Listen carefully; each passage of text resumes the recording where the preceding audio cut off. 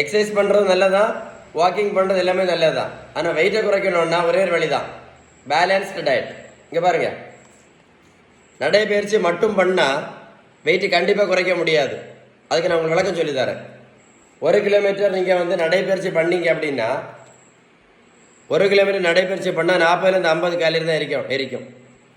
1 kilometre ஓடும் பயிற்சி பண்ணாலே 80லேருந்து 100 கேலரி மட்டும்தான் எரிக்க முடியும். அப்படி பாருங்க, 60 வயசு 128 கிலோ, இவங்க ரோட்டில் 1 கிலோமீட்டர் ஓட சொல்ல முடியுமா? சொல்லுங்க, ஓடுற என்ன ஆகும்? வருமா வராதா? 128 கிலோ 60 வயசு.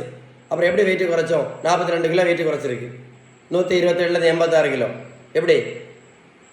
விகிதம் சரியான வீட்டு உணவு முறை, விகிதம் சரியான வீட்டு உணவு முறை, ஷீபன் பேலன்ஸ் டயட். வெயிட்டு குறைக்கிறது ஏதாவது உதவி தேவைப்பட்டால் 9442407